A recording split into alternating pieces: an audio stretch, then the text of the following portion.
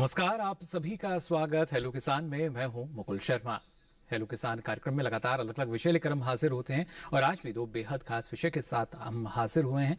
आज आपको खासतौर से हम जानकारी देंगे प्राकृतिक खेती के बारे में और साथ ही बात करेंगे आलू के सुरक्षित भंडारण की। एक बार फिर से मैं दोहरा देता हूं, हमारे जो आज के विषय रहेंगे, हम बात करेंगे प्राकृतिक खेती की और आलू भंडारण के समय क्या सावधानियां आपको बरतनी है, क्या सुरक्षित भंडारण हो सकता है, इस बारे में आपको हम जानकारी देंगे। इन दोनों विषय से संबंधित अगर आप कुछ सवाल पूछना चाहते हैं तो आप हमारे टोल फ्री नंबर पे हमें कॉल कर सकते हैं। ये नंबर है 1800113060, साथ ही 1800113061।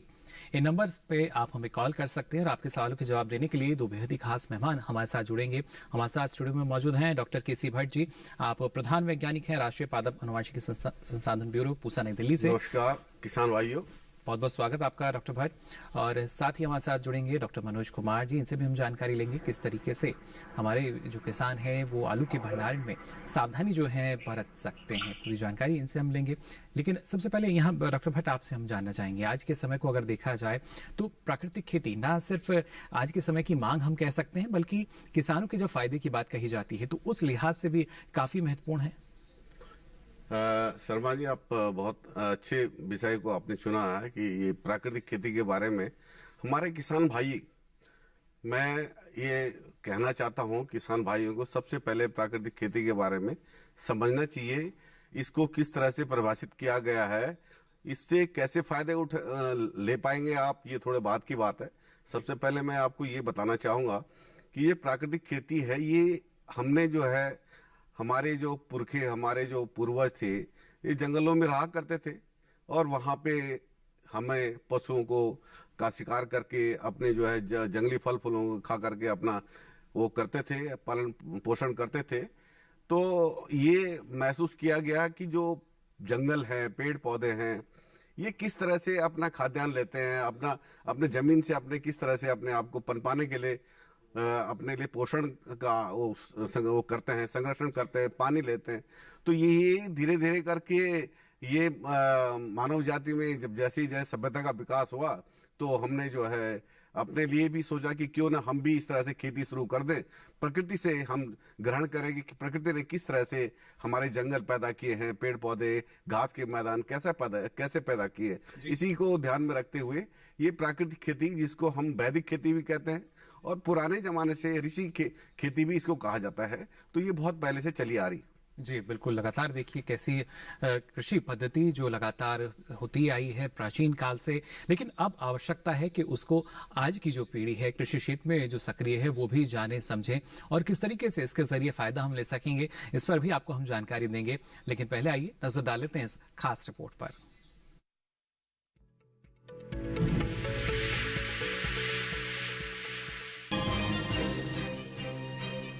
प्राकृतिक खेती को कुदरती खेती भी कहते हैं। प्राकृतिक खेती जमीन के प्राकृतिक स्वरूप को बनाए रखती है। प्राकृतिक खेती में रासायनिक कीटनाशक का इस्तेमाल नहीं किया जाता। इस तरह की खेती में जो तत्व प्रकृति में पाए जाते हैं, उन्हीं को खेती में कीटनाशक के रूप में इस्तेमाल किया जाता है। प्राकृतिक खेती करने के कई फायदे हैं। प्राकृतिक खेती में किसान को नकद पैसे की जरूरत नहीं पड़ती, क्योंकि इस खेती के लिए जिन उत्पादों की जरूरत पड़ती है वे सभी घर पर ही तैयार किए जा सकते हैं, यानी बाजार से कुछ भी खरीदने की जरूरत नहीं पड़ती। ऐसे में आपके पैसों की भी बचत होती है। लघु और सीमांत किसानों के लिए तो प्राकृतिक खेती किसी वरदान से कम नहीं है, क्योंकि ऐसे किसानों के पास आय के काफी कम साधन होते हैं। इसके अलावा अक्सर मौसम की मार भी किसानों को झेलनी पड़ जाती है। ऐसे में इन सब चुनौतियों का समाधान प्राकृतिक खेती को अपनाकर ही निकाला जा सकता है। लेकिन अक्सर लोग जैविक खेती को ही प्राकृतिक खेती समझ लेते हैं, जबकि ऐसा नहीं है। जैविक और प्राकृतिक खेती दोनों अलग अलग बातें हैं। जैविक खेती से मिट्टी के भौतिक गुणों में सुधार तो होता है, लेकिन अधिकतम पैदावार के लिए अकेले जैविक खेती काफी नहीं होती। जबकि प्राकृतिक खेती में पहले साल से ही भरपूर पैदावार मिलती है और ज्यादा उपज के लिए रसायनों की बिल्कुल भी जरूरत नहीं होती। सरकार भी प्राकृतिक खेती को बढ़ावा दे रही है। इस बार के बजट में भी रसायन मुक्त प्राकृतिक खेती को बढ़ावा देने का लक्ष्य रखा गया है।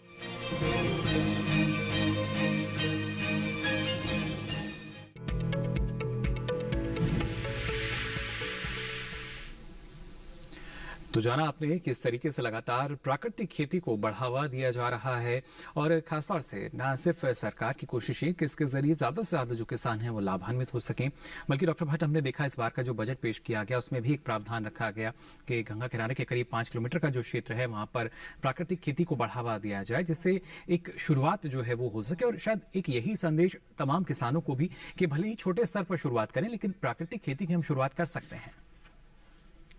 जी डॉक्टर भट्ट। ऐसा है कि किसान भाइयों की जो प्राकृतिक खेती है, आपने देखा होगा कि हमारे जो जब पॉपुलेशन जो जनसंख्या का जो बढ़ोतरी हो गई, तो इसमें ये महसूस किया गया कि हम क्यों ना खाद्यान्न को और अधिक मात्रा में उत्पादित करें ताकि हम ज़्यादा से ज़्यादा लोगों को अपना इनको फीड कर सकें, दे सकें, इनका खाद्यान्न की पूर्ति हो सके। लेकिन जो हमारी जो रासायनिक खेती है, जिसको हमारे जो सिंचित क्षेत्रों में मोस्टली की जाती है, जैसे कि हमारे सिंचित क्षेत्र लगभग 20% के करीब है, और जो हमारी जो बारानी क्षेत्र हैं या जो रेनफेड एरिया है, असिंचित क्षेत्र है, वो लगभग 70 से 80% के करीब है। तो जो हमारे जो 10% 20% वाले किसान हैं, ये अपने आप में सक्षम हैं और ये अपने जो है बीज खरीद सकते हैं, उन्नत किस्म के बीज खरीद सकते हैं, इसमें जो खाद, जो रासायनिक खाद खरीद सकते हैं, कीटनाशक खरीद सकते हैं। लेकिन हमारे जो लोग, जो 80% लोग हैं जिनके पास बहुत कम जमीन है, उनके पास ना पैसा होता है, ना ही वो ले सकते हैं।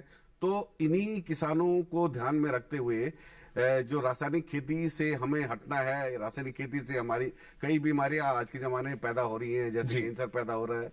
लेकिन जो हमारे जो दूरस्थ क्षेत्रों में, जो बारानी क्षेत्रों में, या जिनके पास बारानी खेत है, जिनके पास असिंचित खेत है, उनके लिए थोड़ा सा हमें आमदनी कैसे बढ़ाई जा सकती है, तो ये प्राकृतिक खेती इन लोगों के लिए बहुत फायदेमंद होने वाली है। और हमारी सरकार भी बराबर इस तरफ बहुत ध्यान दे रही है और हमारे किसान भाइयों को थोड़ा समझने की जरूरत है। इसमें जो है काफी हमारे जो पालेकर जी हैं, सुभाष पालेकर, महाराष्ट्र से अच्छे किसान हैं, अच्छे विचारक हैं, इन्होंने काफी मेहनत करके बहुत सारी पुस्तकें भी लिखी है, विधियां दी है, बहुत सारी चीजें, मॉडल दिए हैं। तो आपको थोड़ा सा समझने की जरूरत है, इसमें आपको इस तरह का जो है ट्रेनिंग लेने की जरूरत है, और कुछ शिक्षा लेने की जरूरत है। एकदम समझ नहीं आएगी, लेकिन धीरे धीरे अगर आप इस तरफ जाएंगे तो निश्चित है आप लोगों को फायदा होने वाला है। बिल्कुल डॉक्टर भट्ट, और हम मान सकते हैं क्योंकि जो कृषि है ये कोई सीमित क्षेत्र नहीं है, एक असीमित दायरा है। और उसी लिहाज से क्योंकि आप कोई भी फसल जो है अगर चाहते हैं तो प्राकृतिक खेती के तहत कर सकते हैं, यानी जो नेचुरल फार्मिंग है, आप किसी भी फसल को इसमें ले सकते हैं। यहाँ किसी तरह की कोई बाधा या सीमा नहीं है किसान के लिए। बिल्कुल सही कह रहे हैं आप। इसमें प्राकृतिक खेती, जैसे मैंने पहले ही बताया कि प्रकृति से आपको शिक्षा लेनी है, प्रकृति में किस तरह से पेड़ पौधे पनप रहे हैं, कैसे घास के मैदान हैं, कैसे छोटे छोटे आपके जो है पेड़ पौधे हैं वो कैसे उग रहे हैं। तो हम ये देख सकते हैं कि हमारी प्रकृति ने जब इतने सारे तरह के पेड़ पौधों को पाला है, तो निश्चित हम कोई भी फसल है इस विधि से तैयार कर सकते हैं। चलिए, एक दर्शक हमारे साथ डॉक्टर भट्ट जुड़ चुके हैं, इनका सवाल हम लेते हैं। रामफल जी हमारे साथ जुड़े हैं हरियाणा से, बहुत बहुत स्वागत आपका। क्या जानकारी लेना चाह रहे हैं?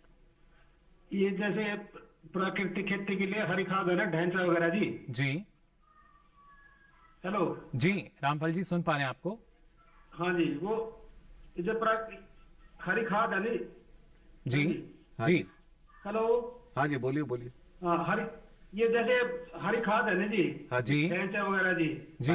जैसे सरकार दे रही है सब्सिडी पे, ये इसकी साइट ही नहीं खुलती बिल्कुल भी, जब खत्म हो जाएगा वैसे अपने कहते हैं 25 तारीख को, अब तो मिलता ही नहीं है बिल्कुल भी। कोई साइट नहीं खुलती, ट्रैक्टर में सारे बोल दिए जी, CSC वगैरह में के केंद्र के अंदर सारे। यानी देरी उसकी वजह से आपको लगता है हो जाती है कभी कभी?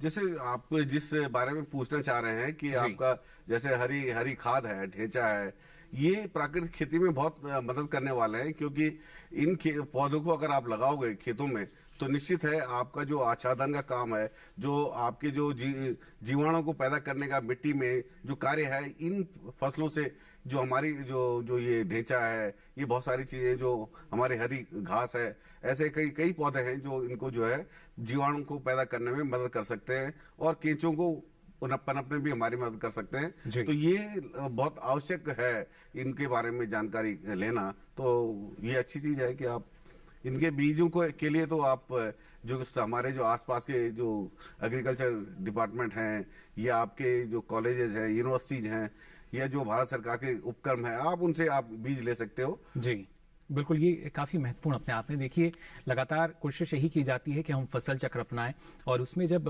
खेत में जो मृदा का स्वास्थ्य उसको सुधारने की बात कही जाती है, उपजाऊ क्षमता को बढ़ाने की हम बात करते हैं, तो कहीं ना कहीं हरी खाद की जो भूमिका है वो काफी अहम हो जाती है। ढैंचा की हम बात करें, सनई की हम बात करें, लेकिन डॉक्टर भट्ट, क्योंकि शायद आवश्यकता यही है, जो किसान है उसने अंधाधुंध रसायनों का इस्तेमाल किया, और प्राकृतिक खेती के साथ साथ एक मुहिम ये भी है कि हम रसायन मुक्त खेती कर पाएं। बिल्कुल सही बात है, रसायन मुक्त खेती करना बहुत आवश्यक है आज के जमाने में। जैसे मैंने पहले भी कहा कि बहुत बीमारियां हो रही है, कैंसर हो रहा है, कई सारी जो है आपको डायबिटीज हो रही है, कई बीपी की प्रॉब्लम हो रही है। ये किस वजह से है? इसी वजह से हमने बहुत सारे अपनी मिट्टी के साथ बहुत खिलवाड़ किया है। हमने मिट्टी में बहुत सारे रसायन डाल दिए हैं। रसायनों की वजह से हम वो रसायन जो हमारे पौधों में, फसलों में आ गया, और वो हमारे भोजन में आ गया, जिससे हमें ये सारी बीमारियां हो रही। तो हमें इन रासायनिक खेती जो है, इससे मुक्ति पानी चाहिए। और इसके अलावा जैसे आप कह रहे हैं कि जैविक खेती, एक और खेती है जैविक खेती, उसको भी करना तो चाहिए, लेकिन उसमें भी आपको जो जैविक खेती के लिए जो चीजें चाहिए वो भी बहुत महंगी होती हैं, इसलिए, और उनका जो उत्पादन है, जो प्रोड्यूस है, वो भी बहुत महंगा बिकता है। तो ये भी थोड़ा सा मतलब बहुत मुश्किल होता है हमारे जो छोटे वर्ग के किसान हैं, उनके लिए ये अफोर्ड नहीं कर पाते हैं। तो इसलिए हमें जो प्राकृतिक खेती है, इसकी तरफ जाने की हमें सख्त जरूरत है। हमें कैसे करना है, क्या करना है, ये बहुत समझने की जरूरत है, और करनी चाहिए। मैं तो इस तरफ कहूंगा कि आप प्राकृतिक खेती की तरफ बढ़े, हर कोई किसान इसकी करने की कोशिश करे, और लोग कर रहे हैं। बहुत हमारे देश के कई भागों में ये किया जा रहा है। आंध्र प्रदेश में, कर्नाटका में, हरियाणा, हिमाचल में, कई जगह इस खेती की प्रैक्टिस की जा रही है, और कई सारे मॉडल भी डेवलप किए जा रहे हैं। जी बिल्कुल, तो देखिए किस तरीके से कोशिश की जा रही है, एक नई पद्धति जिसे हम नया मान रहे हैं, लेकिन अगर वास्तविकता देखी जाए तो प्राचीन काल से लगातार जो प्राकृतिक खेती है वो होती आई है, और ना सिर्फ हमारे यहाँ बल्कि बाहरी देशों में भी काफी प्रचलित है ये, क्योंकि इसके जरिए किसान की जो लागत है वो काफी हद तक कम हो जाती है। और ये भी डॉक्टर भट्ट एक हम लक्ष्य मान सकते हैं कि किसान की आय जो है उसको कैसे हम बढ़ा सकते हैं, उसकी लागत को जो कम कर सकते हैं, वो शायद मुख्य काम जो है, हमारा जो उद्देश्य जो है प्राकृतिक खेती के साथ साथ पूरा हो सकता है। बिल्कुल बिल्कुल हो सकता है। जो हमारी जो प्राकृतिक खेती है, उसमें ये कहा जाता है कि उसमें आपको कुछ भी चीज बाजार से नहीं खरीदना है। सारी वस्तुएं, जो भी इसकी आवश्यक चीजें हैं, वो आपको आसपास ही सब मिल जाती हैं। आपके खेतों में मिट्टी मिल जाएगी। आप अगर माने, ये कहा जाता है कि आपको देसी बीज ही उत्पादन करना है, देसी बीज की ही खेती करनी है, देसी गाय का गोबर, देसी गाय का मूत्र, और कई तरह की, जैसे मतलब एक कहते हैं कि बीजामृत, एक होता है कि जीवामृत, जैसे मतलब जीवाणुओं को पैदा करने के लिए, खेत की उर्वरा शक्ति को बढ़ाने के लिए जीवामृत बनाना पड़ता है। और जीवामृत में मृत में आपको जो है गोबर, आपका गोमूत्र, आपका गुड़, और इस तरह की जो मिट्टी, बेसन, उसको करके आपको जो है ये विधि दी गई है। बहुत सारी पुस्तकों में छपी हुई है, बहुत सारी जगह आपको मिलेगी। और इस विधि से आप जो है खेतों की उर्वरा शक्ति बढ़ा सकते हैं, और जिससे कि केंचुए, जो हमारे मित्र कहे जाते थे एक बार, उन मित्रों को पैदा करके, जो हमारे केंचुए होते हैं, वो मिट्टी को पोली कर देते हैं, जिससे आपकी मिट्टी के अंदर जाकर के, काफी डीप जाकर के, ये आपकी उर्वरा शक्ति को बढ़ाने में बहुत मदद करते हैं। तो इसमें बहुत कुछ आपको नहीं लगाना पड़ता है, कोई लागत बहुत ज्यादा आपकी लगती नहीं है। उसी तरह अगर आपको जो है बीज अंकुरण की बात करनी है, तो बीज अंकुरण के लिए भी आपको जो है विधि बनाई गई है। उसके लिए आपको जो है बीजामृत बनाना पड़ता है। बीजामृत में भी आपको गोबर और ये सारे गोमूत्र और ये नीम और सारी चीजों का इस्तेमाल करना पड़ता है, चूने का इस्तेमाल करना पड़ता है। अनुपात में हम देखिए, सभी जो हमारी उपयोगी चीजें हैं, कृषि और पशुपालन एक दूसरे के पूरक माने जाते हैं, और उसकी सार्थकता हमें प्राकृतिक खेती में नजर आती है कि अगर एक देसी गाय हमारे पास है तो उसके जरिए हम प्राकृतिक खेती की शुरुआत कर सकते हैं। और जैसा कि आपने जीवामृत की बात कही, तो करीब 1 ड्रम जीवामृत के लिए हम मान सकते हैं कि 10 किलो गोबर और 10 लीटर गोमूत्र के साथ, और 1 किलो गुड़, और उसके साथ साथ 1 किलो मिट्टी या आटे या बेसन के साथ हम इसको बना सकते हैं। बिल्कुल बिल्कुल। एक गाय, अगर आपका देसी गाय है तो उसको लगभग 30 एकड़ खेती में आप एक गाय के गोमूत्र और गोबर इसको इस्तेमाल करके अपनी खेती कर सकते हैं। इसमें कोई बहुत ज्यादा आपको लागत नहीं करनी है, और आपको फायदा भी होने वाला है, निश्चित फायदा होने वाला है। चलिए, बिल्कुल। एक और दर्शक हमारे साथ जुड़े हैं जम्मू कश्मीर से। बहुत बहुत स्वागत आपका हेलो किसान में। क्या जानकारी लेना चाह रहे हैं? कलीम जी, आवाज मिल पा रही है आपको? नमस्कार सर। जी नमस्कार। जी सर, मैं जम्मू कश्मीर से बोल रहा हूँ सर। जी सर जो ये बायोडिग्रेडेबल जो खाद होती है ना, वो कैसे जल्दी बन सकती है, जो ऑर्गेनिक खाद है जी? तो क्योंकि अपन ठंडा भी मौसम है, क्योंकि आप ये कैसे बन सकती है जल्दी ऑर्गेनिक खाद? चलिए, ये क्योंकि पहाड़ी क्षेत्र से बात कर रहे हैं, जम्मू कश्मीर से ठंडक रहती है, तो कैसे इसका हम निर्माण कर सकते हैं? जैविक खाद के बारे में जानकारी लेना हाँ, बिल्कुल मिस्टर कलीम जी, आपका स्वागत है।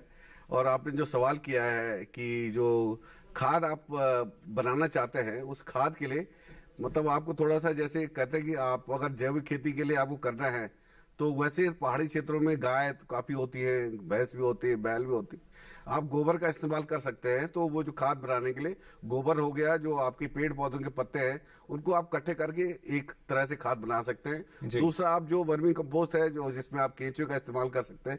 तो ऐसे कई तरीके हैं जो आपको खाद बनाने में मदद कर सकते हैं। और बिल्कुल ही देसी खाद जो अपनी प्रॉपर बनी हुई, अपने क्षेत्र से बनी हुई, अपने पत्तों से, पेड़ पौधों के पत्तों से, गोबर से बनी खाद है, उसका इस्तेमाल करना बहुत आवश्यक है। बिल्कुल। और इसके साथ साथ देखिए, जो आपके निकटतम कृषि विज्ञान केंद्र है या कृषि विश्वविद्यालय हैं, वहां से भी आप इसके लिए प्रशिक्षण ले सकते हैं। और वर्मी कंपोस्ट की अगर आप इकाई भी लगाना चाहते हैं, तो उसके लिए भी आपको जो अनुदान है वो भी, यानी आर्थिक मदद जो है वो भी आपको मिल सकती है। ये जरूरी कि आप सारी जो जानकारी है वो जरूर लें। और हेलो किसान के माध्यम से भी लगातार आप तक हम जानकारी यहाँ पहुंचा रहे हैं। यहाँ डॉक्टर भट्ट और समझना चाहेंगे आपसे, जैसा आपने बताया कि किस तरीके से एक जो किसान है वो चाहे तो शुरुआत कर सकता है, लेकिन आमतौर पर हम देखते हैं हमारे देश में, गेहूं की बात करें, चावल की हम बात करें, ये कुछ ऐसी फसलें जिनकी बड़े पैमाने पर खेती की जाती है।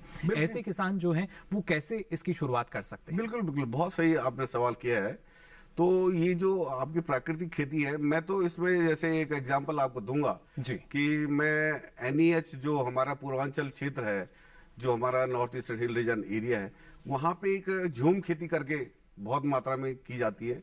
उस झूम खेती में क्या है कि आपको एक जगह पे उसको खोद करके, जंगल को काट करके उसको एक तैयार किया जाता है, जिसमें कोई ना आपको हल लगाना है, ना कोई आपको कुछ सिंचाई देनी है, ना कुछ नहीं करना, नथिंग, कुछ नहीं आपको करना है। केवल वहां पे बीज बोने हैं, खेत तैयार करने हैं। और बीज भी एक नहीं, आप लगभग वहां पे 27 फसलें, 26 से 27 फसलें वहां पे उस एरिया में ली जाती है। तो यही एक बड़ा मॉडल, बहुत अच्छा मॉडल है। इस मॉडल को आप यूज करें, जिसमें आपके पास एक लेयर ऐसी हो जिसमें फलों के पौधे हों, एक लेयर ऐसी हो जिसमें आपके पास थोड़ा क्लाइंबर टाइप के ऐसे कुछ हों जो चढ़ने वाले हों, एक लेयर आपके ऐसी हो जो आपकी जो है नीचे जो जैसे आप कोई भी फसल लगा सकते हैं, आप मक्का लगा सकते हैं और धान लगा सकते हैं, गेहूं लगा सकते हैं। इसको आप बो करके आप इस तरह 2-3 लेयर अगर आप इकट्ठे लगाएंगे तो निश्चित है, मुझे लगता है कि आपको कोई भी नुकसान नहीं होने वाला है। क्योंकि अगर एक फसल भी अगर फेल हो गई तो निश्चित है आपकी दूसरी फसल आपको फायदा देने वाली। तो इसलिए अगर आप मिक्स क्रॉपिंग जिसको कहते हैं, एक तरह से अगर एक एरिया में आप लगाएंगे जिसमें आपको बहुत ज्यादा मेहनत नहीं करनी पड़ती, अलग अलग तरह के लेयर्स आप डेवलप करिए और उस लेयर को डेवलप करने के बाद आपको फायदा होने वाला है। निश्चित ही आपको जो हमारे जो रासायनिक खेत वाली खेती है उससे बहुत ज्यादा फायदा होने वाला है। और ऐसा ही नहीं, आपका जो फसलें वहां से पैदा हुई हैं उन फसलों में बहुत पौष्टिकता है, बहुत पौष्टिक, आपको जो पौष्टिकता की जो पूर्ति है वो आपको पूरी होने वाली है। ये निश्चित है। आप इस तरह का मॉडल अगर यानी कहीं ना कहीं खाद्य सुरक्षा के साथ साथ जब हम बात करते हैं पोषण सुरक्षा की, उस लिहाज से भी काफी महत्वपूर्ण है प्राकृतिक खेती, क्योंकि आपका जो उत्पाद है, आपकी जो फसल है, उसकी जो गुणवत्ता है वो काफी कई गुना बढ़ जाती है और उसके बाद आपको उसका बेहतर दाम भी मिलता है बाजार में। इसी वजह से लगातार उसके जरिए अच्छी आमदनी जो है वो आप ले सकते हैं। साथ ही हमारे जो दूसरे किसान हैं जो आलू की खेती करते हैं बड़े पैमाने पर, आलू के भंडारण में भी कई विशेष ऐसी बातें हैं जिनका ख्याल हमें रखना चाहिए। कई तरह की सावधानी जो है वो हमारे किसान को अपनानी चाहिए, जिससे भंडारण के दौरान जो हमारी फसल है आलू की, या जो उत्पाद हमारा आलू का रखा हुआ है वो किसी तरीके से खराब ना हो। कुछ ऐसी महत्वपूर्ण सावधानियां हैं, इसके ऊपर भी हम आपको जानकारी देंगे, लेकिन पहले आइए नजर डाल लेते हैं इस खास रिपोर्ट पर।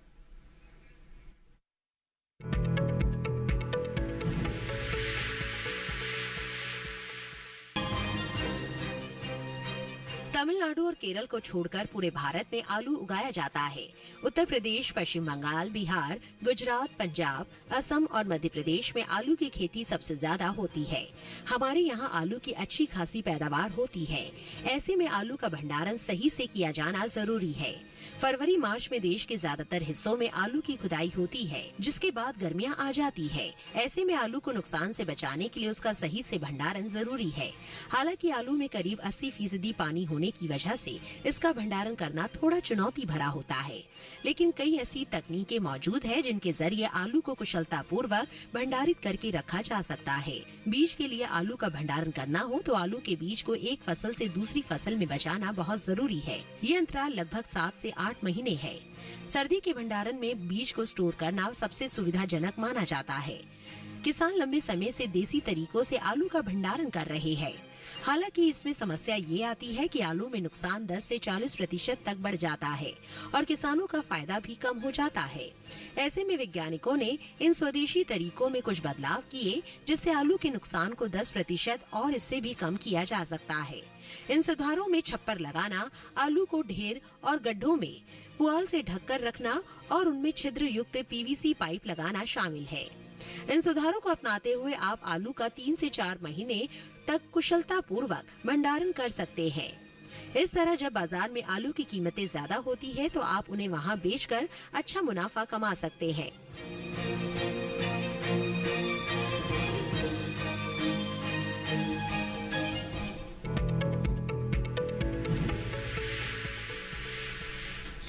और आइए अब रुक कर लेते हैं डॉक्टर मनोज कुमार जी का। मनोज जी निदेशक हैं केंद्रीय आलू अनुसंधान संस्थान मोदीपुरम, मेरठ, उत्तर प्रदेश से। डॉक्टर मनोज, बहुत बहुत स्वागत आपका हेलो किसान में।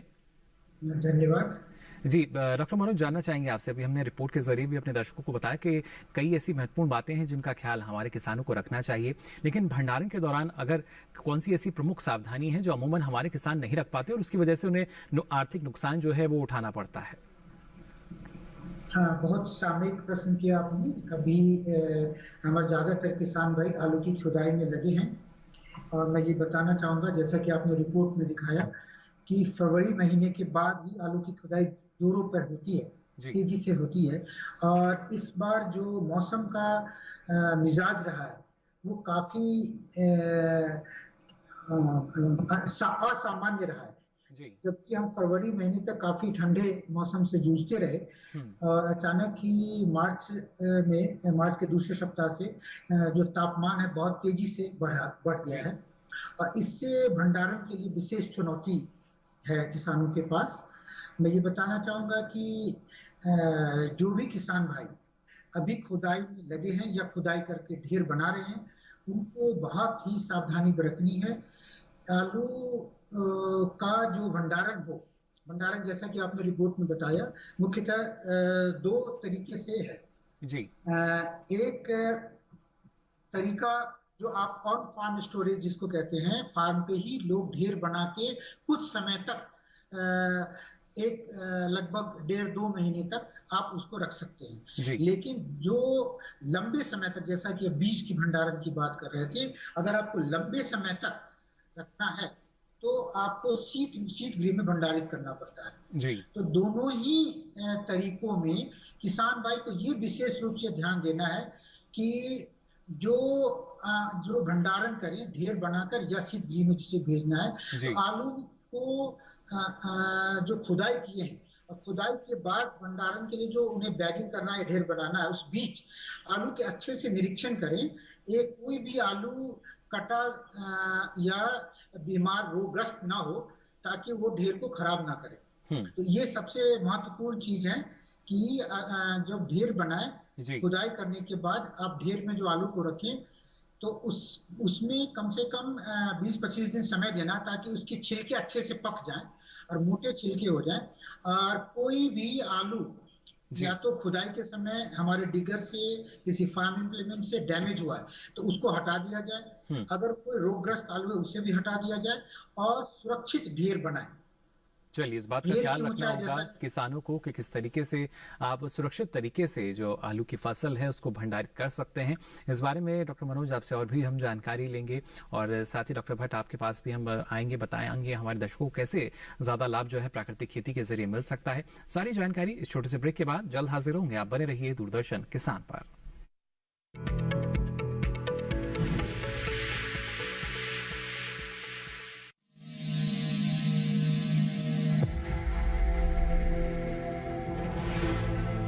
आत्मनिर्भर किसान भारत की शान। उत्पादन में आत्मनिर्भर होने के साथ साथ फसल की कटाई के उपरांत उपज की हानि को रोकने, ग्रामीण क्षेत्रों में रोजगार सृजन करने और बीज से बाजार तक के विजन को मजबूती देने के उद्देश्य से 1 वर्ष पूर्व माननीय प्रधानमंत्री श्री नरेंद्र मोदी जी ने एक महत्वाकांक्षी केंद्रीय योजना एग्रीकल्चर इंफ्रास्ट्रक्चर फंड की शुरुआत की। इस आधुनिक इंफ्रास्ट्रक्चर से कृषि आधारित उद्योग लगाने में एक बहुत बड़ा बदलाव आएगा और बहुत बड़ी गति आएगी। साथियों, अब हम उस स्थिति की तरफ बढ़ रहे हैं जहां गांव के कृषि उद्योगों से फूड आधारित उत्पाद शहर जाएंगे और यही तो आत्मनिर्भर भारत अभियान का संकल्प है। एग्रीकल्चर इंफ्रास्ट्रक्चर फंड से पात्र लाभार्थी गोदामों का निर्माण कर सकते हैं, छटाई या ग्रेडिंग इकाई, पैकिंग हाउस, सप्लाई चेन और कोल्ड चेन जैसी सुविधाएं या फिर प्राथमिक कृषि प्रसंस्करण केंद्र की स्थापना कर सकते हैं।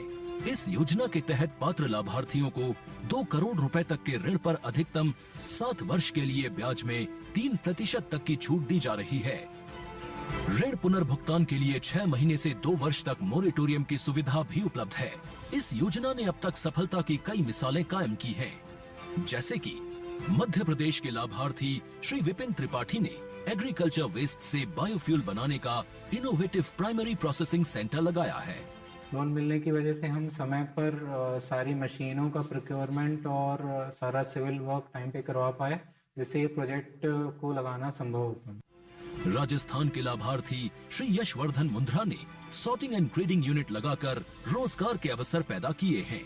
कर्नाटक की महिला उद्यमी श्रीमती ममता वी ने प्राइमरी प्रोसेसिंग सेंटर लगाकर प्रगति की नई राह चुनी है। ಸಣ್ಣ ಪುಟ್ಟ ಉದ್ಯಮಿಗಳನ್ನ ಮತ್ತಷ್ಟು ಅಗ್ರಿಕಲ್ಚರ್ ಅಲ್ಲಿ ಹೆಚ್ಚು ನಾವು ಇನ್ನಷ್ಟು ಸಾಧನೆ ಮಾಡಲಿಕ್ಕೆ ಕಾರಣಕಾರಕವಾದಂತ ಈ ಅಗ್ರಿಕಲ್ಚರಲ್ ಇನ್ಫ್ರಾಸ್ಟ್ರಕ್ಚರ್ ಫಂಡ್ ಇಂದ ನಮ್ಮ ಇನ್ನಷ್ಟು ಯೋಜನೆಗಳು ಆಯೋಜನೆಗಳು ಉತ್ತಮಗೊಂಡಿದೆ। राजस्थान के लाभार्थी श्री दिनेश भट्टर ने जीरे की प्रोसेसिंग यूनिट लगाकर आसपास के ग्रामीणों को आत्मनिर्भरता प्रदान की है। महाराष्ट्र के लाभार्थी श्री अनूप कुमार मोहता ने वेयर हाउस बनाकर अन्न भंडारण को सुनिश्चित किया है। आज देश के कोने कोने से किसान, कृषि उद्यमी, किसान उत्पादक संघ, प्राथमिक कृषि सहकारी समितियां, स्वयं सहायता समूह और कृषि उपज मंडियां इस योजना का लाभ उठा रहे हैं।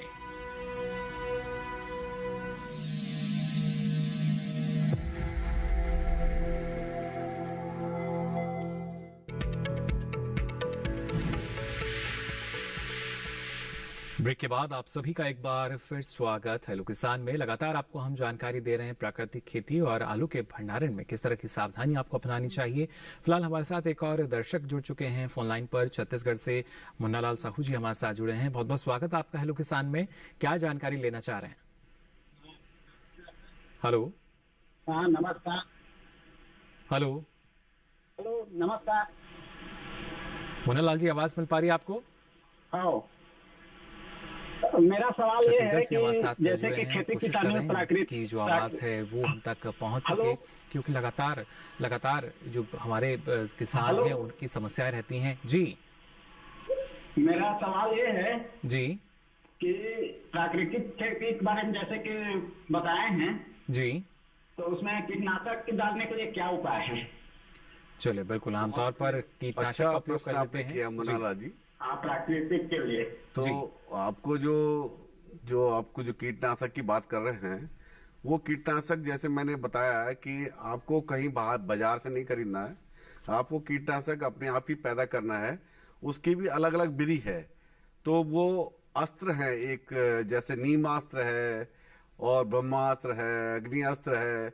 इन अस्त्रों को आपको जो है एक विधि है बनाने की।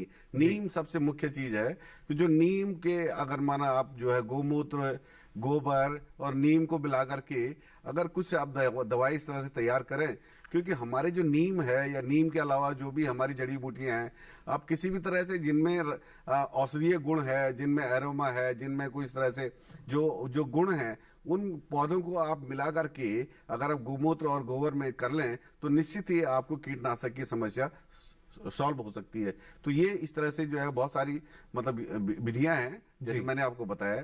तो कीटनाशक का भी प्रॉब्लम आपको हल हो सकता है, कोई दिक्कत वाली बात नहीं। जी बिल्कुल, देखिए कैसे आप अगर इस तरह की स्थिति आपके सामने आती है तो वहां भी आपके पास एक विकल्प बचता है। और यहाँ डॉक्टर मनोज, आपसे भी हम जानना चाहेंगे, जब भंडारण हम करते हैं, आपने बताया कि कई तरह की सावधानी वहां अपनानी चाहिए, कीटों से बचाव भी उतना ही अहम हो जाता है क्या? जब आलू का भंडारण किया जाता है तब भी किस तरह के कीट की समस्या आ सकती है भंडार गृह में? भंडार गृह में मैं बताना चाहूंगा कि भंडार गृह में जो शीत गृह में भंडारित होती है आलू, तब वहां पे कीट की कोई समस्या नहीं होती और बिल्कुल सुरक्षित भंडारण होता है। और मैं ये बताना चाहूंगा जरूर कि आलू का भंडारण जो मुख्यतः किसान भाई 3 कारणों से करते हैं, जैसा कि आपने रिपोर्ट में भी बताया था। वो बीज के लिए भंडारित कर सकते हैं कि अगले फसल लगाने के लिए उन्होंने बीज चाहिए, या वो खाने के लिए आलू भंडारित कर सकते हैं, या प्रसंस्करण में इस्तेमाल करने के लिए। जी। तो जो किसान भाई बीज के लिए भंडारित करना चाहते हैं आलू, उनके लिए आवश्यक है कि बीज को उपचारित करके लगाएं, क्योंकि जो कंद जनित बीमारियां हैं वो फिर अगली फसल में ना ट्रांसफर हो। और इसी कारण से जो हमारे संस्थान की संस्कृति है वो बोरिक एसिड 3% बोरिक एसिड का घोल बना करके किसान भाई जरूर उपचारित करें, ताकि जो कंद जनित बहुत सारी बीमारियां, कंद की सतह जनित बीमारियां जो आलू का चेचक या कॉमन स्कैब जिसको कहते हैं, या काली रुस्सी जिसको ब्लैक स्कर्फ कहते हैं, इन बीमारियों का धीरे धीरे मैंने देखा है कि भारतीय इंडो-गंगेटिक प्लेन में काफी बढ़ता जा रहा है, क्योंकि लगातार एक ही खेत में हम आलू की खेती बहुत सालों से करते आ रहे हैं। तो इसलिए बीज उपचारण का विशेष महत्व है, अगर बीज के लिए आप भंडारित करते हैं। अगर और इसका भंडारण भी जरूर शीत गृह में 2 से 4 डिग्री सेल्सियस पे होना चाहिए। लेकिन अगर आप खाने के उद्देश्य से कर रहे हैं तो उसको उपचारित ना करने की आवश्यकता नहीं है, और उसका भंडारण 2 से 4 डिग्री सेंटीग्रेड पे करने की आवश्यकता नहीं है। उसको हम 10 से 12 डिग्री, जो CIPC कोल्ड स्टोर जिसको कहते हैं, हाई टेम्परेचर स्टोरेज, उसकी काफी तकनीक हमारे संस्थान ने विकसित की है और 1000 से ज्यादा शीत गृहों में यह तकनीक का इस्तेमाल हो रहा है। उस तकनीक से उसको भंडारित करें ताकि उसमें चीनी की मात्रा, मीठेपन की मात्रा कम होती है, इसमें खाने में अच्छा होता है, और इसका प्रसंस्करण प्रोसेसिंग है, चिप्स या फ्रेंच फ्राई जो जिसको फिंगर चिप्स आप कहते हैं कई बार, तो उसमें इस्तेमाल करने के लिए ये उपयुक्त है। ये जरूर ध्यान रखें, इस बात का हमें ख्याल रखना होगा। फिलहाल एक और दर्शक हमारे साथ फोन लाइन पर जुड़ चुके हैं, शैलेंद्र राठौड़ जी हमारे साथ जुड़े हैं उज्जैन मध्य प्रदेश से। शैलेंद्र जी, बहुत बहुत स्वागत आपका हेलो किसान में, क्या जानकारी लेना चाह रहे हैं? नमस्कार सर। जी नमस्कार सर, मुझे प्राकृतिक खेती में जो पंचस्तरीय बागवानी का मॉड्यूल जो है जी, उसके बारे में जानकारी चाहिए सर। और वो कॉन्ट्रैक्ट बेस पे हो सकता है, और इसकी ट्रेनिंग, जो प्राकृतिक खेती की ट्रेनिंग है, वो उसके कहाँ पे शिविर लगेंगे, या आने वाले समय में कब तक ट्रेनिंग मिल पाती है? चलिए बिल्कुल। सवाल है मेरे पंचस्तरीय बागवानी के बारे में। जी डॉक्टर भट्ट, क्या जानकारी देना चाहेंगे? शैलेंद्र जी, आपने जो सवाल किया है, एक तो आपने बागवानी के बारे में पूछा है, और एक आपने जो है पूछा है कि ट्रेनिंग आपको कहाँ मिल पाएगी। तो आप जो सवाल आपका है उसका थोड़ा सा आपको समझने के लिए थोड़ा आपको अपने आसपास जो कृषि विद्यालय हैं या विश्वविद्यालय हैं या आपके कृषि विज्ञान केंद्र हैं, आप उनसे संपर्क कर सकते हैं। और मैंने जैसे बताया कि ऐसी कई पुस्तकें जो हमारे पालेकर साहब ने प्रकाशित की हैं, उन पुस्तकों का आप अध्ययन करके तो आप इसका जो है फायदा उठा सकते हैं। तो आप थोड़ा सा आप अगल बगल जो भी आपके जो कृषि विश्वविद्यालय हैं, इनसे आप मदद लेकर के अपना खेती शुरू कर सकते हैं। जी बिल्कुल। और साथ ही डॉक्टर भट्ट, जैसा इन्होंने पूछा बागवानी के बारे में भी, क्योंकि जो हमारी बागवानी की फसलें होती हैं, अगर उनकी प्राकृतिक रूप से हमारे किसान खेती करेंगे, कितना ज़्यादा लाभ जो है एक किसान को मिल सकता है, या कितना महत्वपूर्ण, क्योंकि गुणवत्ता जो है जाहिर तौर पर बढ़ जाती है। निश्चित है, आपको जो अगर जो आपकी जो भी आप जो बागवानी में जो फसल उगाएंगे तो निश्चित है आपको बहुत फायदा होने वाला है, क्योंकि आप एक फसल तो लगाओगे नहीं, जैसे मैंने बताया बहुत सारे आप जो है कई सारे सब्जियां लगाओगे, कई सारे फलदार वृक्ष लगाओगे, तो इन सब को लगाने से आपको कुछ नहीं करना है। जैसे मैंने आप बताया कि आपको सारे अपने आसपास की चीजों का इस्तेमाल करना है, गाय का मूत्र, गोबर, ये सब चीज इस्तेमाल करनी है। जो उसके लिए उसको उर्वरा शक्ति बढ़ाने के लिए भी और उसके जो है बीज को ग्रहण करने के लिए भी, ये सब आपको जो है आपको विधियां जाननी पड़ेगी, इसके बारे में जानकारी लेनी पड़ेगी और आपको फायदा निश्चित होने वाला है बहुत, क्योंकि बहुत सारा लागत इसमें आपको लगेगा नहीं, बल्कि फायदा ही फायदा आपको ज्यादा होने वाला है। देखिए जो लागत है वो आपकी बच सकती है यहाँ पर, उसके जरिए जो मुनाफा है या फायदा है वो आपको मिल सकता है, आपके मुनाफे में इजाफा यहाँ हो सकता है, बशर्ते आप सारी जानकारी लें और फिर एक शुरुआती तौर पर ही एक छोटे से हिस्से ही जो प्राकृतिक खेती है उसकी अगर आप शुरुआत करें।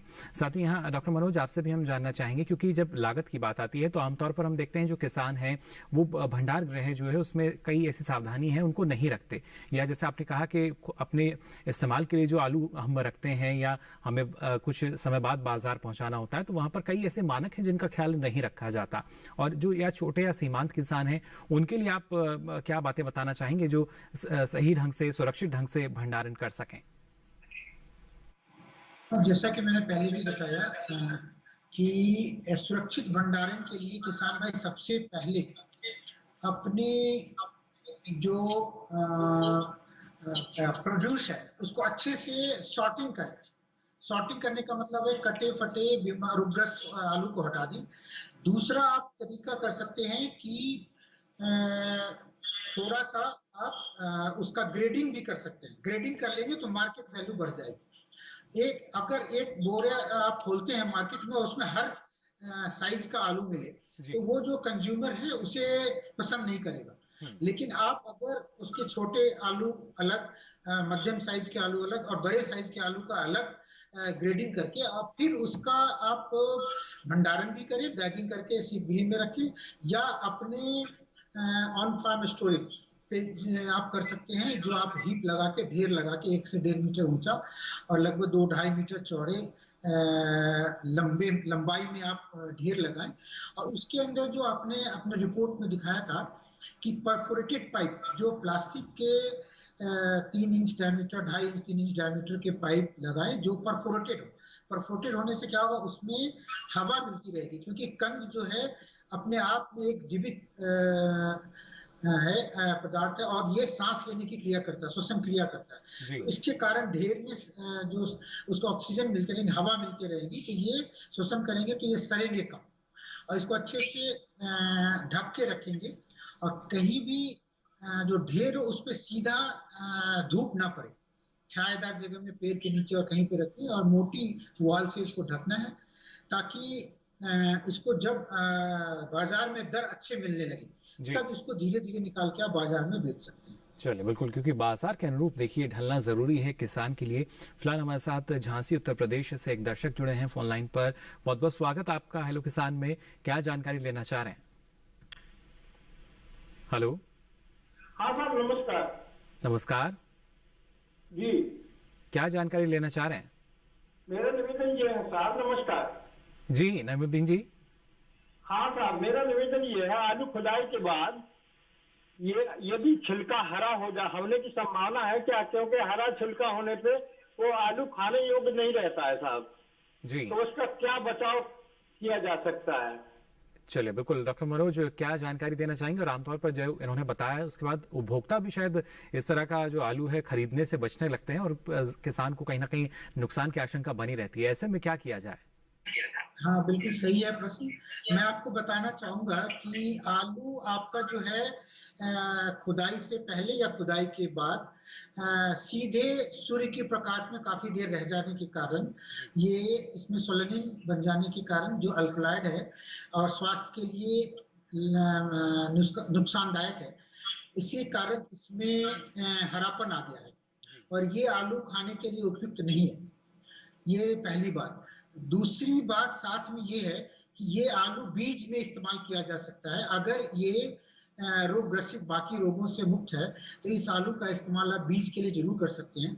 तो यही मैं आपको सलाह देना चाहूंगा कि इस आलू को आप अच्छे तरह से बीज को उपचारित कर लें जैसा कि हमारे संस्थान की अनुशंसा है, जैसे हमने बताया था पहले, बोरी के 3% का घोल बना के और सॉर्टिंग करके अच्छे से, कोई कटे फटे आलू ना हो, बाकी कोई रोग उसमें ना हो, इसको भंडारित करके आप बीज में इस्तेमाल करें। एक बार हो जाने के बाद फिर उसको फिर सामान्य आलू बनाना संभव नहीं है, लेकिन हाँ उसको खाने में भी, जो कंज्यूमर की आपने बात की, जो उपभोक्ता है, उसे ये आलू खाने में इस्तेमाल नहीं करना चाहिए। इसको जरूर ही आप भंडारित करके बीज में इस्तेमाल कर सकते हैं। बिल्कुल, तो ये ज़रूरी कि अगर इस तरह का जो आलू आपको दिख रहा है तो आप उसको बीज में इस्तेमाल कर लें, वो बेहतर रहेगा आपके लिए, और इस वजह से जो नुकसान है उसकी संभावना भी कम होती है। और आने वाले समय में अगर देखा जाए तो कोशिश यही रहती है किसान की कि जो हानि हो रही है उसको वो ना हो और उसको और ज़्यादा फ़ायदा जो है वो मिल सके। आगे भी आपको हम जानकारी देंगे, लेकिन यहाँ फिलहाल रुकने एक और छोटे से ब्रेक के लिए जल्द हाजिर होंगे। आप बने रहिए दूरदर्शन किसान पर।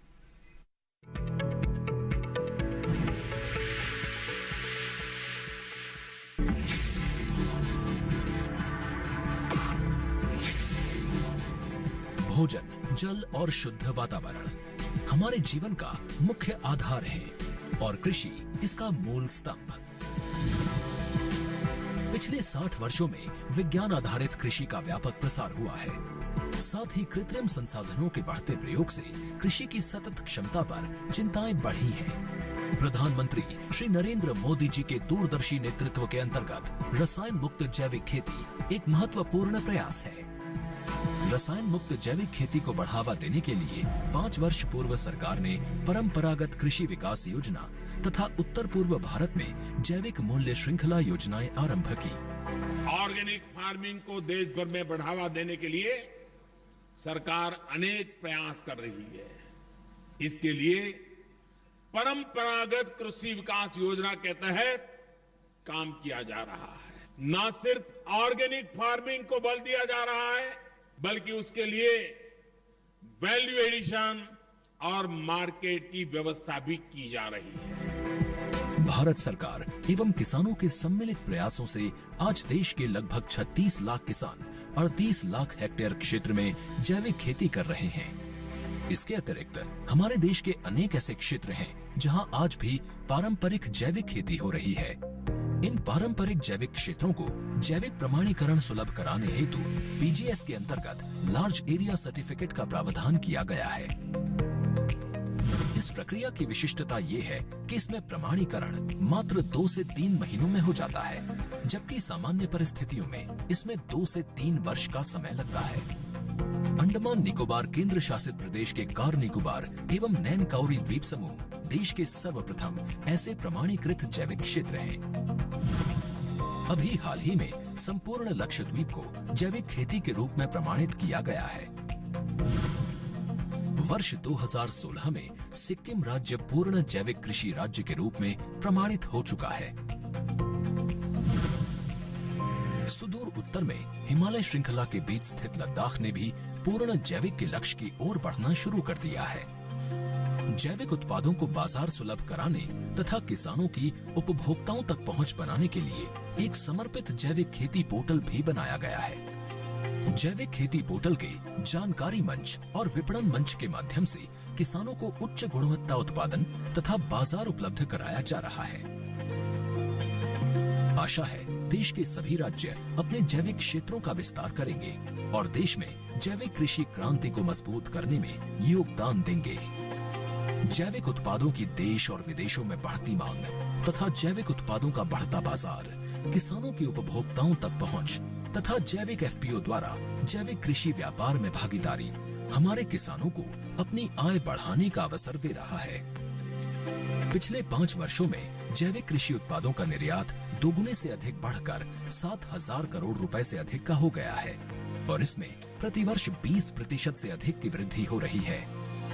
उम्मीद है पारंपरिक क्षेत्र के किसान भी इस बढ़ते बाजार से लाभान्वित होंगे और जैविक कृषि आंदोलन को आगे बढ़ाएंगे। किसानों की मुस्कान समृद्ध हिंदुस्तान की है पहचान।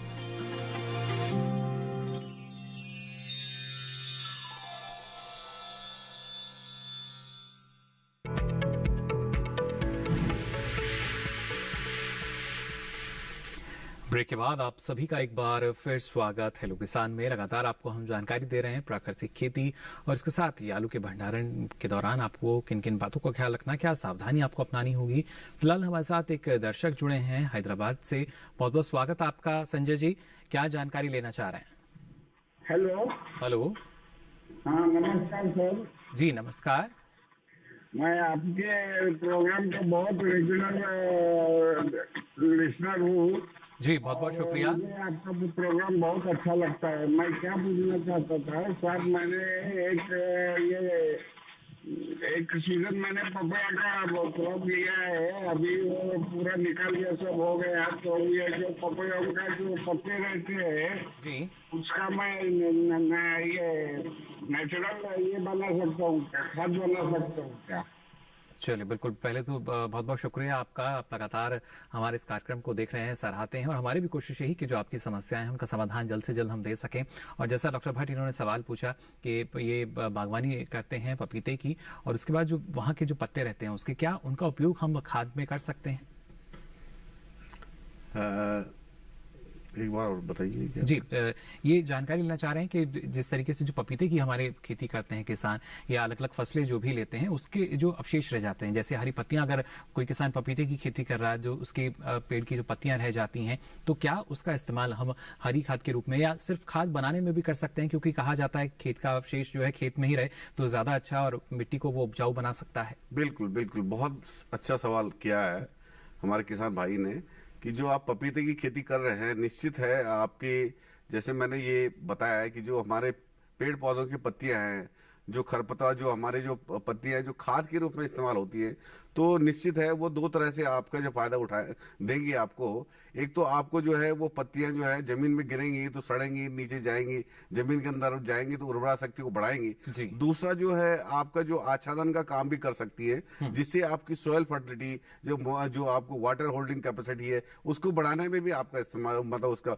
मदद कर सकती है। तो ये अच्छा है। इसमें जो प्राकृतिक खेती में यही तो आवश्यक चीजें हैं जो हमारे किसान भाई को समझना है कि जो भी पत्तियां हैं, पेड़ पौधों की पत्तियां हैं, आच्छादन में, आपकी जमीन की उर्वरा शक्ति को बढ़ाने में ये बहुत मदद करने वाली हैं। तो आपको जैसे कहा गया है कि कहीं मतलब आपको जाना नहीं है, आप अपने पपाया खेती, कोई भी किसी तरह का फलदार वृक्ष हो, चाहे जो चाहे आपके फसलें जो आपकी मेज है या मतलब मक्का है या धान है, कुछ भी है, उसके जो है जो आपके जो डंठल है या जो भी जिस तरह के जो रेजिड्यू है वो आपको मदद कर सकते हैं आपके खेत की उर्वरा शक्ति बढ़ाने के लिए। जी बिल्कुल। तो देखिए किस तरीके से जो मृदा की उपजाऊ क्षमता है वो आप बढ़ा सकते हैं। और इसके साथ साथ डॉक्टर भट्ट, जैसे हम लगातार बात कर रहे हैं कि जो कृषि में विविधीकरण की बात कही जाती है, विविधता की बात कही जाती है, और उसके साथ साथ एकीकृत कृषि को जब हम देखते हैं तो प्राकृतिक खेती एक बेहतर विकल्प हो सकता है इनके लिए भी। बिल्कुल बिल्कुल हो सकता है। प्राकृतिक खेती, मैं आपको बार बार ये बताना चाहता हूँ कि हमारी प्राकृतिक खेती इतनी महत्वपूर्ण होने वाली है आने वाले समय में, क्योंकि आज जैसे कि अत्यधिक रसायन के इस्तेमाल से हमारी जो सारे फसलें, जो हमारे पौराणिक फसलें थी, परंपरागत फसलें थी, हमारे जो दादा परदादों ने जो तैयार करी थी, उन फसलों का धीरे धीरे जो है हमारे खेतों से वो विनाश होने जा रहा है, मतलब खत्म हो रही है धीरे धीरे करके। तो आपके अगर जो देसी बीज हैं जिसमें पौष्टिकता है, जिसमें आपको जो है किसी भी वातावरण में रहने की वो मतलब अडेप्ट होने की क्षमता है, तो ये अगर हम इस विधि को करें, इस प्राकृतिक खेती को करें, तो निश्चित है हमारे देसी बीज, हमारे देसी फसलें, हमारे जो पौष्टिकता वाले गुण हैं, हमारे जो प्रकृति से लड़ने वाले जो गुण हमारे पौधों में, बीजों में हुआ करते थे, वो हमें मिलते रहेंगे और निश्चित है आने वाले समय में ये आपको फायदा देने वाली है। बिल्कुल, काफी फायदा इसके जरिए हो सकता है। और खासतौर से डॉक्टर मनोज, अगर हम बात करते हैं आलू के सुरक्षित भंडारण की, तो ये भी जाहिर तौर पर एक किसान के लिए फायदा होता ही है। लेकिन आमतौर पर हम देखते हैं, जैसा आपने कहा कि कोई आलू अगर कटा हुआ है या सड़ा हुआ है तो उसके जरिए फफूंद की समस्या जो है वो सामने आ जाती है किसान के। ऐसी स्थिति में क्या हम माने कि एक बार निगरानी भी लगातार आप करते रहें? जो हमने बताया भंडारण बात है, तो मुख्यतः भंडारण या तो हम ऑन फार्म करेंगे या शीत गृह में करेंगे।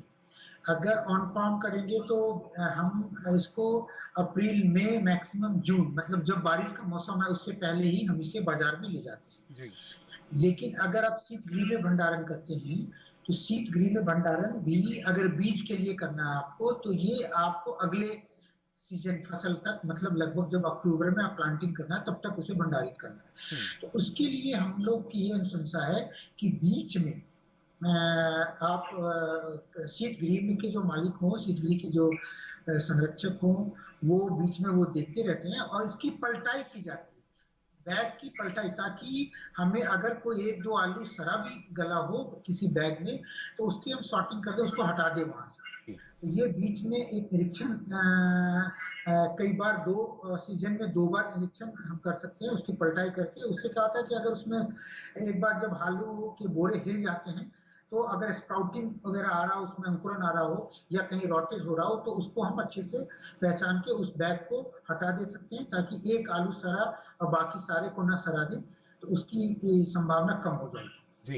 और दूसरा जो हम मार्केटिंग के लिए जो खाने के लिए करते हैं तो भंडारण शीतगृह में, तो उसका ये उद्देश्य होता है कि बाजार में जब अच्छे दर हो तब हम इसको बाजार में ले जाएं शीतगृह से निकाल के।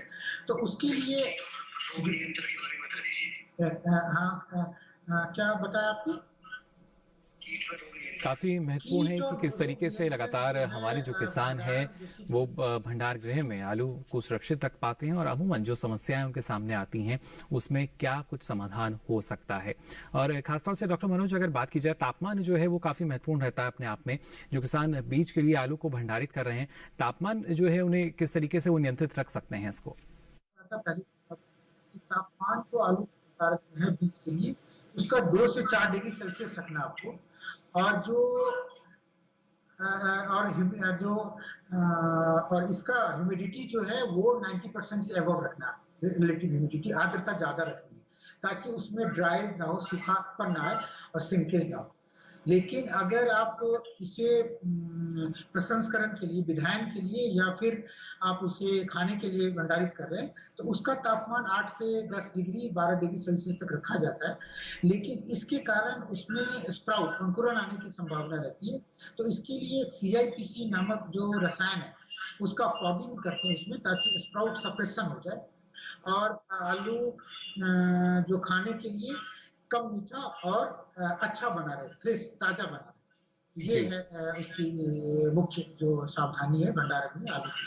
चलिए, ये मुख्य सावधानी है, इनको हमारे जो किसान हैं उनको जानना चाहिए और उसके साथ साथ अपनाना भी चाहिए, जिससे किसी तरह की परेशानी उन्हें भंडारण के दौरान ना हो। डॉक्टर मनोज, जो आपने इतनी महत्वपूर्ण जानकारी हमारे दर्शकों के साथ साझा की, इसके लिए आपका बहुत बहुत आभार। धन्यवाद। डॉक्टर मनोज जानकारी दे रहे थे हमें किस तरीके से आलू को आप सुरक्षित ढंग से भंडारित कर सकते हैं और किस तरीके से यहाँ पर आपकी जो लागत है वो कम हो सकती है, नुकसान से आप बच सकते हैं। और इसी के लिए एक और विकल्प है जब हम बात करते हैं कृषि में अपनी लागत को कम करने के लिए, वो है प्राकृतिक खेती। इसके बारे में डॉक्टर भट्ट लगातार आपको जानकारी दे रहे हैं। यहाँ डॉक्टर भट्ट जानना चाहेंगे आपसे, जैसा आपने कहा कि ना सिर्फ हमारी जो लागत है वो कम हो जाती है, बल्कि एक किसान जो है शायद दूसरी फसल की तरफ भी अब बढ़ सकता है। पहले आमतौर पर अधिकतर किसान जो है एक ही फसल की खेती करते हैं, लेकिन अगर वो प्राकृतिक रूप से करेंगे तो लागत कम होगी और वो शायद दूसरी फसल की तरफ आगे बढ़ पाएंगे। बिल्कुल बिल्कुल, निश्चित है कि अगर आप जैसे मोनोकल्चर इसको कहा जाता है कि जो हमारी जो उन्नत किस्म के बीज जो तैयार हुए हैं उनको हम जो है मोनोकल्चर में हम चले गए हैं, हम एक खेत में एक ही फसल लगाते हैं जी। लेकिन जो प्राकृतिक खेती है ये बहुत महत्वपूर्ण है, कई तरीके से महत्वपूर्ण है। आप इससे चिंतित ना हो, और अगर आप एक फसल की जगह अगर 10 फसलें, जैसे मैंने कहा एग्जाम्पल देकर बताया कि पूर्वोत्तर क्षेत्र में 25 फसलें लगाते हैं और 12 अनाज जो है ये कभी उत्तराखंड में भी किया करता था, एक खेत में करीब 12 फसलें लगाई जाती है, जिसमें आपको बहुत फायदा होने वाला है। एक फसल अगर आपको नुकसान देती है, दूसरी फसल की पैदावार आपको मिलेगी। दूसरा मैं ये कहना चाहूंगा कि जो आपको जो मार्केटिंग की जो है कोई दिक्कत नहीं होने वाली है, क्योंकि मार्केटिंग के लिए आपके पास बहुत बढ़िया एक तरीका हो सकता है कि आप अपने जो खेत का उत्पाद है, जैसे कि आपको पता ही है कि जो हमारे फसलों का उत्पाद है वो बाजार तक जाने में बहुत सारे आपको दिक्कतें झेलनी पड़ती है, लेकिन आप इस प्राकृतिक खेती के जो उत्पाद हैं उसको आप अपने रिश्तेदारों में एक नेटवर्क आप डेवलप करिए, अपने जानने वालों में अपने कई जो है मतलब जो है एक नेटवर्क बनाइए कि जिससे आपके जो जैसे सेल्फ हेल्प ग्रुप होते हैं, आपके NGOs होते हैं, आपके बहुत सारे जो आपको जानते हैं उससे आप एक नेटवर्क अगर तैयार करेंगे तो निश्चित है आपने जो पैदावार तैयार करी है उसका आपको मुंह मांगा दाम आपको मिलने वाला है। ये निश्चित है, आप नेटवर्क मार्केटिंग के लिए एक नेटवर्क तैयार करें। तो देखिए, मुनाफा आपका जो है वो बढ़ सकता है, लागत क्योंकि कम होगी प्राकृतिक खेती के जरिए। और इस बारे में इतनी महत्वपूर्ण जानकारी डॉक्टर भट्ट आपने हमारे दर्शकों को दी, इसके लिए आपका बहुत बहुत आभार। धन्यवाद किसान भाइयों, नमस्कार। तो जाना आज आप सभी ने किस तरीके से आप सफलतापूर्वक प्राकृतिक खेती कर सकते हैं और आलू का सुरक्षित भंडारण आप कैसे कर सकते हैं। चलिए हमारे जो कल के विषय रहेंगे उसके बारे में आपको जानकारी दे दें। कल खासतौर से आपको हम जानकारी देंगे प्रधानमंत्री कृषि सिंचाई योजना के बारे में, और साथ ही बात होगी कीवी की खेती की। इसके साथ ही आप अपना कुछ सवाल या सुझाव हम तक पहुंचाना चाहते हैं तो आप हमें ईमेल कर सकते हैं। इसके लिए हमारी मेल आईडी आप नोट कर लीजिए। हमारी मेल आईडी है hellokisan2015@gmail.com। साथ ही आप फेसबुक के जरिए भी हमसे जुड़ सकते हैं। इसके लिए आपको फेसबुक पर जाकर हिंदी में टाइप करना होगा हेलो किसान, और यहाँ भी आप अपना सवाल लिखकर छोड़ सकते हैं या पूछ सकते हैं। और एक और महत्वपूर्ण विकल्प आपके पास, आप डीडी किसान कॉल सेंटर का नंबर नोट कर सकते हैं। नंबर है 1800113060। सोमवार से शनिवार सुबह 6 से रात के 10 बजे तक ये लाइन्स खुली हैं, इस पर भी आप अपना सवाल दर्ज करा सकते हैं। और आपको बता दें, अब ये सारी जानकारी आप देख सकते हैं डीडी किसान के यूट्यूब चैनल पर। इसके लिए आपकी टीवी स्क्रीन पर जो QR कोड दिखाया जा रहा है इसे आप स्कैन करें, जिसके बाद आप पहुंचेंगे यूट्यूब पर, जहां ये सारी जानकारी अब आप कभी भी कहीं से भी देख सकेंगे। फिलहाल आज के लिए हेलो किसान में बस इतना ही। दीजिए इजाजत, नमस्कार।